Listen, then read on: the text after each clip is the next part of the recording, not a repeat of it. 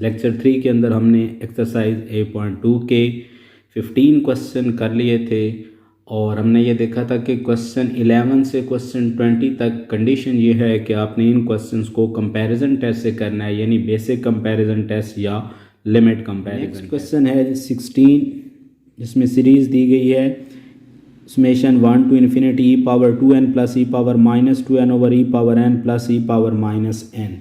ऊपर जो नेगेटिव और नीचे नेगेटिव पावर हैं ई की, इनको पॉजिटिव पावर्स में चेंज कर लेते हैं रेसिप्रोकल लेकर, और फिर नेक्स्ट स्टेप के अंदर ऊपर अलहदा एलसीएम ले लेंगे, नीचे अलहदा एलसीएम ले लेंगे। दोनों में ई पावर एन कैंसिल हो जाएगा नीचे, और ऊपर जो वैल्यू है उसमें डिवाइड होने वाली वैल्यू में सिर्फ ई पावर एन बच जाएगा, जो नीचे वाली वैल्यू से आकर मल्टीप्लाई हो जाएगा।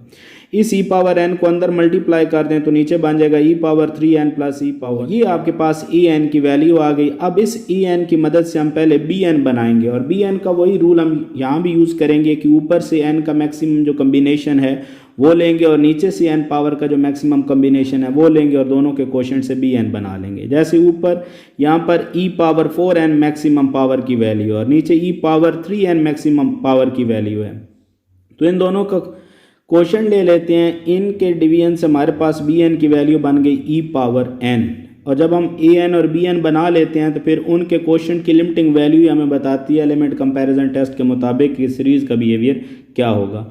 तो क्वोशंट पर लिमिट अप्लाई कर देते हैं। ए एन की वैल्यू ऊपर पुट कर दी, नीचे बी एन की वैल्यू पुट कर दी, ऊपर डिवाइड होने वाली वैल्यू नीचे आकर मल्टीप्लाई हो जाएगी। ई एन से मल्टीप्लाई करेंगे तो नीचे ई पावर 4n प्लस ई पावर 2n आ जाएगा। अब ऊपर भी मैक्सिमम पावर ई पावर 4n है, नीचे भी मैक्सिमम पावर ई पावर 4n है, दोनों में कॉमन लेकर कैंसिल कर दें और बाकी में लिमिट पुट कर दें, तो ऊपर वैल्यू बच जाएगी 1 प्लस 0, नीचे भी यहाँ पर वैल्यू 1 प्लस 0।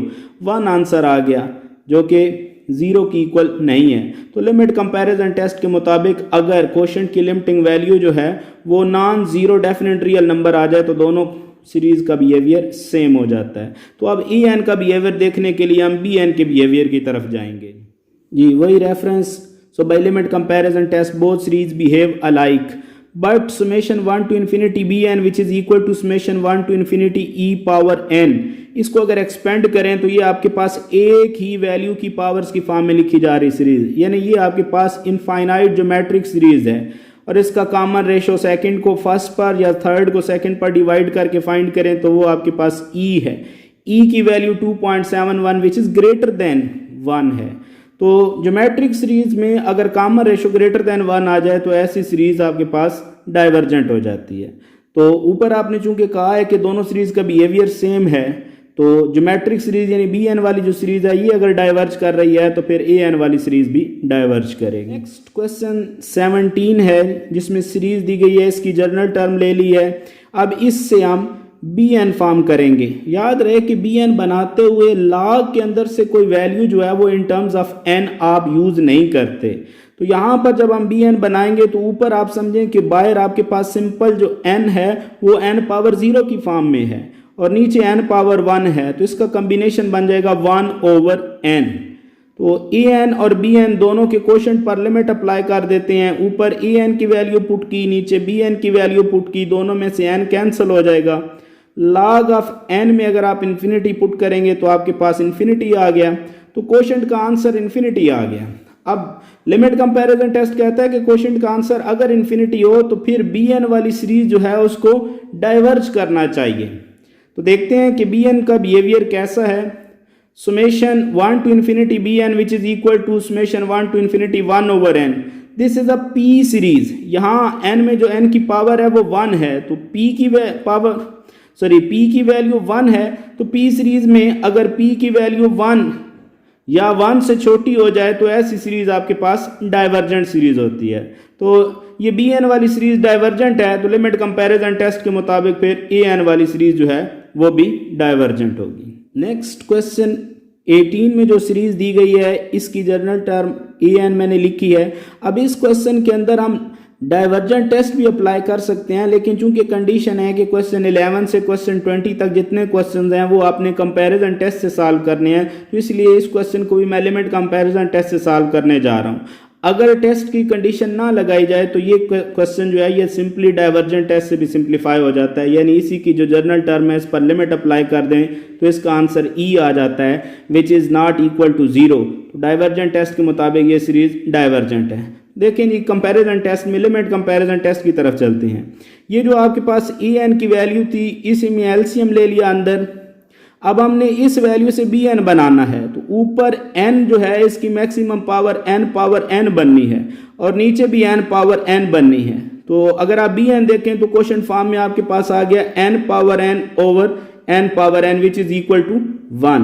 तो आपके पास ई एन और बी एन दोनों की वैल्यू आ चुकी है, तो इनके क्वोशंट पर लिमिट अप्लाई करें, ऊपर ए एन की वैल्यू पुट करें, नीचे बी एन की वैल्यू पुट की, 1 खत्म हो गया। तो आपके पास ये जो वैल्यू बच गई है limit n approaches to infinity into 1 plus 1 over n whole power n, ये सारी वैल्यू ई की इक्वल है, तो इसका रिजल्ट ई आ जाएगा which is not equal to 0।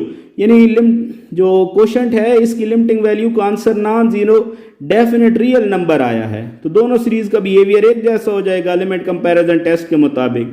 तो हमने चूंकि ए एन का बिहेवियर देखना है तो वो डिपेंड कर रहा है बी एन के बिहेवियर पर।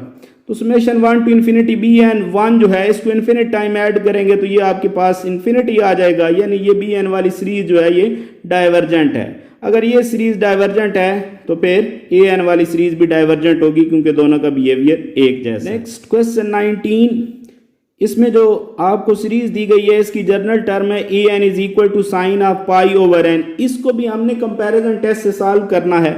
बज़ाहिर बाहर ऐसी कोई वैल्यू नहीं है जो बी एन की फॉर्म में ली जा सके, लेकिन चूंकि आप जब लिमिट कंपैरिजन टेस्ट अप्लाई करते हैं तो ए एन और बी एन का क्वोशंट बनाते हैं, तो इसका मतलब है यहाँ भी ए एन क्वोशंट की फॉर्म में जब आना है तो साइन की वैल्यू क्वोशंट के अंदर यूज होनी है। तो हम बी एन इस तरह से सेट करेंगे कि साइन की वैल्यू जो है वो बी एन की वैल्यू की मदद से सिंप्लीफाई हो सके आसानी से। तो यहाँ पर बी एन सेट करने के लिए जो आपके पास साइन के अंदर एंगल आ रहा है इस सारे एंगल को हम बी एन रख लेते हैं। अभी हम देखेंगे कि इसका फायदा क्या होता है। तो बी एन जो है वो मैंने पाई ओवर एन ले लिया, दोनों के क्वोशंट पर लिमिट अप्लाई करते हैं, ऊपर ए एन की वैल्यू पुट कर दी, नीचे बी एन की वैल्यू पुट कर दी। यहां पर साइन के अंदर अगर लिमिट अप्लाई करें तो sine infinity pi over infinity 0 sine 0 0 pi over infinity 0। यहां पर असल में हमारे पास अगर लिमिट 0 होती तो डायरेक्ट हम इस रिलेशन को 1 लिख सकते थे एंगल सेम होने की वजह से, यानी 0/0 की फॉर्म में। लेकिन चूंकि हमारे पास लिमिट इन्फिनिटी है तो पहले हम इस लिमिट को 0 की फॉर्म में कन्वर्ट करते हैं। तो उसके लिए यहाँ पर जो आपके पास एंगल में वैल्यू आ रही है इसको किसी और वेरिएबल की इक्वल सपोज कर दिया हमने जी कि पाई ओवर एन जो है वो यू की इक्वल है। अब आप चूंकि लिमिट के अंदर एक वेरिएबल को दूसरे वेरिएबल में कन्वर्ट करते हैं तो फिर पहले वेरिएबल की लिमिट को भी दूसरे वेरिएबल की लिमिट में कन्वर्ट करना होता है। तो n जैसा कि इन्फिनिटी को अप्रोच कर रहा था, इसमें n की वैल्यू अगर इन्फिनिटी पुट करें तो u जो है उसकी वैल्यू 0 बन जाती है, यानी जब n इन्फिनिटी को अप्रोच करेगा तो फिर u 0 को अप्रोच कर जाएगा। तो ये वैल्यू वापस इक्वेशन 1 के अंदर पुट कर दें, ऊपर साइन के एंगल में पाई ओवर एन की जगह u, नीचे भी पाई ओवर एन की जगह u। अब u की लिमिट जो है वो 0 है और फॉर्म जो है वो 0/0, साइन के अंदर जितना एंगल आ रहा है इतना ही डिवाइड हो रहा है, तो ये आपके पास रिजल्ट 1 बन गया which is not equal to 0। तो यहाँ पर जो लिमिटिंग वैल्यू है इसका answer non zero definite real number आ गया। तो लिमिट कंपैरिजन टेस्ट के मुताबिक दोनों सीरीज का बिहेवियर सेम हो जाएगा। हमें चूंकि ए एन का बिहेवियर देखना है वो बी एन पर डिपेंड कर रहा है, तो बी एन को देखते हैं कि बी एन की वैल्यू क्या बनती है। बी एन सीरीज आपके पास ये है जिसमें से स्केलर वैल्यू अगर बाहर शिफ्ट कर दें तो ये जो अंदर आपके पास सीरीज बच जाती है ये पी सीरीज है जिसमें पी की वैल्यू 1 है, और पी सीरीज अगर less than or equal to 1 हो तो ऐसी पी सीरीज डाइवर्जेंट होती है। तो ये आपके पास पोर्शन जो है जी ये वाला पोर्शन ये डाइवर्जेंट हो गया, और डाइवर्जेंट का नॉन जीरो स्केलर जो होता है वो भी डाइवर्जेंट होता है। तो चूंकि ये समेशन 1/n वाली सीरीज डाइवर्जेंट है तो इसका स्केलर मल्टीपल की जो सीरीज है वो भी डाइवर्जेंट होगी। तो बी एन की सीरीज डाइवर्जेंट होगी, दोनों का चूंकि बिहेवियर एक जैसा था इसलिए ए एन वाली सीरीज जो है वो भी डाइवर्जेंट हो जाएगी। नेक्स्ट है जी क्वेश्चन 20। क्वेश्चन 20 के अंदर जो सीरीज दी हुई है इसमें ए एन की वैल्यू 1/e⁻n²। अगर मैं इसको चेक करना चाहूँ कि क्या ये लिमिट कंपैरिजन टेस्ट से सिंप्लीफाई किया जा सकता है तो कंडीशन के मुताबिक ऊपर से n की पावर 0 और नीचे पूरा e पावर n स्क्वायर आता है, यानी दोबारा bn जो है वो भी en जैसा बन जाता है। और जब en और bn एक जैसे बन जाएं तो फिर हम लिमिट कंपैरिजन टेस्ट यूज नहीं करते। तो चूंकि सवाल कंपैरिजन टेस्ट से करना है तो हम दूसरे बेसिक कंपैरिजन टेस्ट की तरफ चलते हैं जी। बेसिक कंपैरिजन टेस्ट में यहाँ चूंकि e पावर n स्क्वायर आ रहा है तो इसको किसी ऐसी सीरीज के साथ आपने कंपेयर करना होता है जिसका बिहेवियर आपको पता चल सके आसानी से। और नॉर्मली हम बेसिक कंपैरिजन टेस्ट के अंदर ज्योमेट्रिक सीरीज के साथ कंपेयर करते हैं। तो मैं e पावर n स्क्वायर को e पावर n से कंपेयर कर रहा हूं। अगर आप n की इंडेक्स को देखें तो n 1 से स्टार्ट हो रहा है, 1 पुट करें e पावर 1 स्क्वायर e आ जाता है, यहाँ 1 पुट करें तो e पावर 1 e आ जाता है, यानी 1 पर दोनों की वैल्यू सेम है। 1 के अलावा जितने आगे इंडेक्स हैं उन तमाम में e पावर n स्क्वायर का आंसर ग्रेटर है e पावर n से। तो आपके पास रिलेशन ये मेंटेन हो गया, e power n square is greater than or equal to e power n। Equal जो है वो n 1 के लिए है और ग्रेटर जो है वो n ग्रेटर देन 1 के लिए है। इस इनइक्वालिटी का रेसिप्रोकल ले लिया जी, तो ये आपके पास जर्नल टर्म के दरमियान रिलेशन आ गया है जी। जो रिलेशन जर्नल टर्म्स के दरमियान होता है वही उनसे बनने वाली सीरीज के दरमियान भी हो। तो दोनों साइड पर समेशन अप्लाई कर दें तो ये आपके पास सीरीज बन जाएगी। इसको होल पावर की फॉर्म में लिख लिया, ऐसे मैंने इक्वेशन 1 का नाम दे दिया। अब चूंकि कंपैरिजन टेस्ट में जब आप इनइक्वालिटी यानी दो सीरीज के दरमियान इनइक्वालिटी फॉर्म करते हैं तो आप जिस सीरीज को चेक करना चाहते हैं उसका बिहेवियर क्या है, उसकी डिपेंडेंस देखते हैं कि वो किस सीरीज पर डिपेंड कर रही है। तो हमें चूंकि ई एन का बिहेवियर देखना है वो इस सीरीज पर डिपेंड कर रहा है। तो इस सीरीज को अगर आप ओपन करें तो ये इनफाइनाइट ज्योमेट्रिक सीरीज है जिसका कॉमन रेशो 1/e है और 1/e की वैल्यू लेस देन 1 है, चूंकि e जो है वो 1 से बड़ा है और 1 से बड़े किसी भी वैल्यू को 1 पर डिवाइड करें तो आंसर 1 से लेस हो जाता है। तो ये आपके पास सीरीज जो ज्योमेट्रिक सीरीज थी ये सीरीज कन्वर्जेंट हो गई, क्योंकि ज्योमेट्रिक सीरीज में अगर कॉमन रेशो लेस देन 1 हो तो सीरीज कन्वर्जेंट होती है। तो आप वापस इक्वेशन 1 में जाएं, ये आपके पास बड़ी सीरीज कन्वर्जेंट हो चुकी है। तो बेसिक कंपैरिजन टेस्ट ये कहता है कि अगर बड़ी सीरीज कन्वर्जेंट हो तो फिर छोटी सीरीज भी कन्वर्जेंट हो जाती है। इस वजह से समेशन ए एन वाली जो सीरीज है वो भी कन्वर्जेंट है। इंटीग्रल टेस्ट या इसे काशी इंटीग्रल टेस्ट भी कहा जाता है।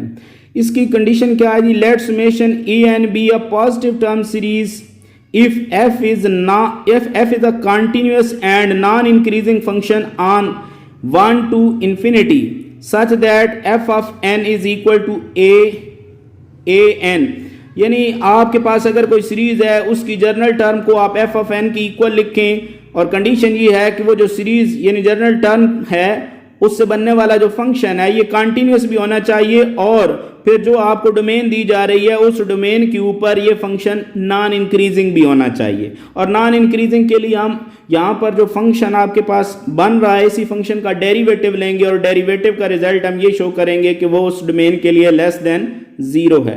तो जब फंक्शन का डेरिवेटिव लेस देन 0 हो जाता है जिस डोमेन पर तो उसके लिए वो फंक्शन फिर नॉन इंक्रीजिंग हो जाता है।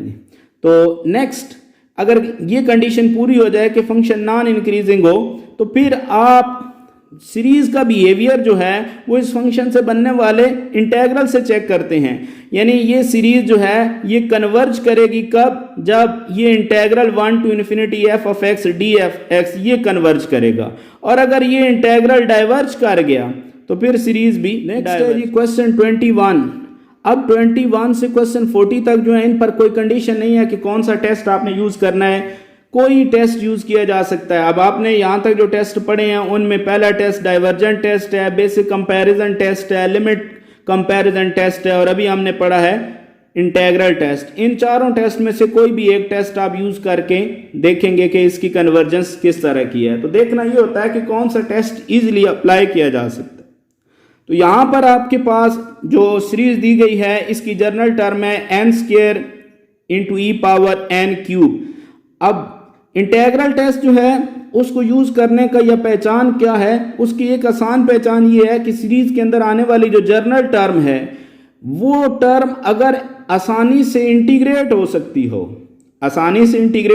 हो तो फिर हम इंटीग्रल टेस्ट की तरफ जाते हैं। जैसे कि अगर आप यहां पर देखें तो ई power minus n cube into n square, इस एन स्क्वायर को अगर यहाँ शिफ्ट कर दें तो इस पावर का डेरिवेटिव आगे कंप्लीट किया जा सकता है, तो इस एक्सपोनेंशियल फंक्शन को आसानी से इंटीग्रेट किया जा सकता है। इसलिए अब हम इंटीग्रल टेस्ट की तरफ इस क्वेश्चन में जाएंगे। तो इंटीग्रल टेस्ट में बेसिक कंडीशन क्या है कि आप एफ ऑफ एन जो है वो ए एन से बनाते हैं। अगर f of n a n की इक्वल है तो वेरिएबल को रिप्लेस करने से कोई रिलेशन चेंज नहीं होता। आप एन की जगह एक्स पुट कर दें तो यहां जो जनरल टर्म ए एन की थी उसमें भी एन की जगह एक्स पुट कर दिया है। अब पहली इंटीग्रल टेस्ट की कंडीशन होती है कि आपको प्रूव करना होता है कि फंक्शन जो है वो नॉन इंक्रीजिंग है। तो मैंने डेरिवेटिव ले लिया, इसका प्रोडक्ट रूल लगा दिया इस पर, पहला फंक्शन इसी तरह से दूसरे फंक्शन का डेरिवेटिव और फिर दूसरा फंक्शन इसी तरह से पहले फंक्शन का डेरिवेटिव। इनमें से जो वैल्यूज कॉमन आते हैं वो कॉमन ले लें तो बाकी आपके पास बच जाएगा 2 minus 3x square, sorry x cube. अब यहां पर आप देखें कि आपके पास जो डोमेन है 1 से इंफिनिटी तक, आप x की जगह कोई भी वैल्यू पुट करें, ये बाहर वाला पोर्शन जो है ये हमेशा पॉजिटिव रहना है। 1 से इंफिनिटी तक एक्सपोनेंशियल जो फंक्शन होता है उसकी वैल्यू कभी नेगेटिव नहीं हो सकती। तो अंदर आने वाली वैल्यू में अगर आप 1 पुट करें तो 2 माइनस 3 माइनस 1 नेगेटिव, 2 पुट करें तो आपके पास ये 2 क्यूब 8 इंटू 3 24, 2 माइनस 24 माइनस 22 आ जाता है। यानी 1 के बाद जितनी भी वैल्यूज हैं वो यहाँ पर पुट करेंगे तो इस पूरे कॉम्बिनेशन का रिजल्ट नेगेटिव हो जाता है। जो बाहर पॉजिटिव पोर्शन से मल्टीप्लाई होगा तो उसको भी नेगेटिव कर देगा। तो यही कंडीशन साथ में लिख दी कि this is less than 0 for x belonging to 1 to infinity. तो इससे क्या हमें शो हुआ जी कि f is non increasing function. अब पहली कंडीशन पूरी हो गई तो हम इंटीग्रल टेस्ट को अप्लाई कर सकते हैं। इंटीग्रल टेस्ट के लिए इसी फंक्शन के इंटीग्रल को आपने फाइंड करना होगा, integral from 1 to infinity f of x d of x. अब ये जो ऊपर आपके पास इंफिनिटी लिमिट है इसको बाहर इन टर्म्स ऑफ टी लिख लेते हैं। Limit t approaches to infinity 1 to t x square e power minus x cube d x. ये मैंने एफ ऑफ एक्स की वैल्यू पुट की है। तो यहां पर आप देखें आपके पास जो e power minus x cube है इसका डेरिवेटिव माइनस 3x स्क्वायर बनता है। हमारे पास x स्क्वायर आ रहा है तो डेरिवेटिव कंप्लीट करने के लिए बाहर माइनस 3 से डिवाइड कर दें और अंदर माइनस 3 से मल्टीप्लाई कर दें। तो एक्सपोनेंशियल फंक्शन का डेरिवेटिव अब आगे आ चुका है तो exponential function as it is आ जाएगा। Lower limit 1 upper limit t, ये रिलेशन साथ में इसी तरह लिखेंगे। इस स्केलर को बाहर लिख दिया है। अब आप इसमें अपर लिमिट पुट करें, e power minus T cube बनना है उसको नीचे शिफ्ट कर दें। नेक्स्ट माइनस के बाद यहां पर x की जगह 1 पुट कर दें तो ये 1 ओवर e आ जाएगा। लिमिट अप्लाई कर दें, इसमें e पावर इंफिनिटी आ जाएगा, 1 ओवर इंफिनिटी 0 हो जाएगा। तो ये वैल्यू आपके पास एलिमिनेट हो गई। तो इस बाहर वाली वैल्यू को अंदर इस माइनस 1 ओवर ई से मल्टीप्लाई करें तो 1 ओवर 3e आ गया। यानी इंटीग्रल का आंसर डेफिनेट नंबर आया, ये अनडिफाइंड नहीं हुआ। तो इसका मतलब क्या है कि ये आपके पास इंटीग्रल कन्वर्जेंट है। और अगर इंटीग्रल कन्वर्जेंट हो जाए तो फिर क्रॉसपॉन्डिंग जो सीरीज होती है वो भी कन्वर्जेंट हो जाती है इंटीग्रल टेस्ट। 22 है जी, जिसकी जनरल टर्म है 1 over 2n minus 1 whole power 1 over 3। अब यहाँ इस ई एन की मदद से बी एन बनाएंगे तो ऊपर एन की पावर 0 है, नीचे एन की मैक्सिमम पावर 1 ओवर 3 है। तो बी एन की वैल्यू आपके पास आ गई 1 over n power 1 over 3। E n और बी एन का क्वोशंट लेंगे, उस पर लिमिट अप्लाई कर देते हैं। ऊपर ई एन की वैल्यू पुट कर दी, नीचे बी एन की वैल्यू पुट कर दी। इस वैल्यू को उल्टा देंगे, ये वैल्यू ऊपर जाकर 1 से मल्टीप्लाई होगी तो इसी तरह से आ जाएगी। ये नीचे 1 से मल्टीप्लाई होगी तो इस तरह से वैल्यू आपके पास आ गई। अब नीचे से n को कॉमन लें, होल पावर से जब n कॉमन लेंगे तो साथ में पावर भी कॉमन आएगी, n बाहर आ जाएगा इस पावर 1 ओवर 3 के साथ। यहां से आपके पास जो बाकी वैल्यू बच जाएगी वो 2 माइनस इस 1 में से जब आप n पावर 1 ओवर 3 कॉमन लेंगे, यानी n अंदर से कॉमन लिया फिर पावर बाहर शिफ्ट हुई है, तो इस 1 में से जब n कॉमन लिया है तो यहाँ नीचे n डिवाइड हो जाएगा। तो ये आपके पास जो वैल्यू बच गई इसमें n पावर 1 ओवर 3 ऊपर और नीचे से कैंसिल हो गया, बाकी में लिमिट अप्लाई कर दें। 1 ओवर इन्फिनिटी का आंसर 0, 1 ओवर 2 पावर 1 ओवर 3 बच गया जो कि non zero definite real number है। तो लिमिट कंपैरिजन टेस्ट का रेफरेंस देंगे कि दोनों सीरीज का बिहेवियर सेम हो जाएगा, लेकिन हमने चूंकि ए एन का बिहेवियर देखना है वो बी एन के बिहेवियर पर डिपेंड करेगा। तो बी एन की जो सीरीज है वो आपके पास पी सीरीज है जिसमें पी की value 1 over 3 which is less than 1, therefore this series b n is divergent. अब ये सीरीज अगर डाइवर्जेंट है तो दोनों के बिहेवियर सेम होने की वजह से ए एन की सीरीज भी डाइवर्जेंट होगी। तो इस तरह से गिवन सीरीज डाइवर्जेंट। 23 जो है जी, इसकी जर्नल टर्म ए एन है। अब इसी की मदद से मैं बी एन बना रहा हूँ। ऊपर से 2 पावर एन मैक्सिमम वैल्यू है वो आ जाएगी और नीचे से 3 पावर एन मैक्सिमम वैल्यू है। ये आपके पास बी एन की वैल्यू बन गई। ए एन और बी एन के क्वोशंट पर लिमिट अप्लाई करते हैं। ऊपर ए एन की वैल्यू पुट कर दी और नीचे बी एन की वैल्यू पुट कर दी। तो नीचे वाली वैल्यू को रेसिप्रोकल ले लें, उल्टा दें इससे, तो ये आपके पास जो वैल्यू आ जाएगी ऊपर 2 पावर एन और नीचे जो यहाँ पर 3 पावर एन था, ये अगर कॉमन ले लें तो अंदर बच जाएगा 1 + 1/3 पावर एन। इस वैल्यू को उल्टा के साथ में लिख दिया है। 3 पावर एन से और 2 पावर एन से कैंसिल, बाकी में लिमिट पुट कर देते हैं 1/1 + 1/3 power infinity 1/infinity which is 0, 1/1 1 आ जाएगा which is non zero definite real number. So by limit comparison test both series behave alike but summation 1 to infinity bn which is equal to 1 to infinity 2 power n/3 power n।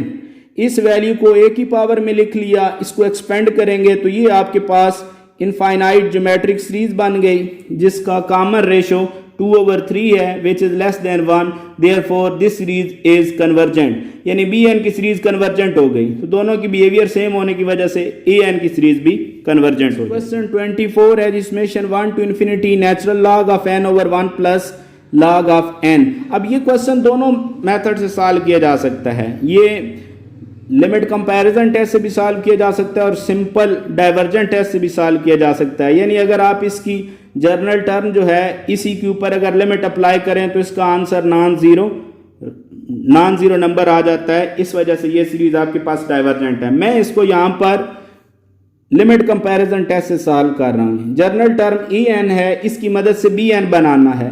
तो ऊपर n simple n जो है उस relation के साथ n power 0 है, नीचे भी n पावर 0 है। या अगर आप दूसरे तरीके से देखें तो ऊपर जो n है वो इन टर्म्स ऑफ log में है, यानी log n ऊपर मैक्सिमम कॉम्बिनेशन है और नीचे भी log n मैक्सिमम कॉम्बिनेशन है। तो यहां से भी आपके पास log n/log n in terms of 1 आ जाएगा। बी एन की वैल्यू ये आ गई। तो ई एन और बी एन के क्वोशंट पर लिमिट अप्लाई कर दें। ऊपर ई एन की वैल्यू पुट करें, नीचे बी एन की वैल्यू पुट करें। अब इसका रेसिप्रोकल ले लें, सॉरी ऊपर वाली जो वैल्यू डिवाइड हो रही है उसको नीचे शिफ्ट कर दें और फिर उसमें से log of n कॉमन ले लें। तो यहां 1/log of n आ जाएगा और इसमें से कॉमन लेंगे तो 1। दोनों में से log of n कैंसिल हो गया, बाकी में लिमिट अप्लाई कर दें।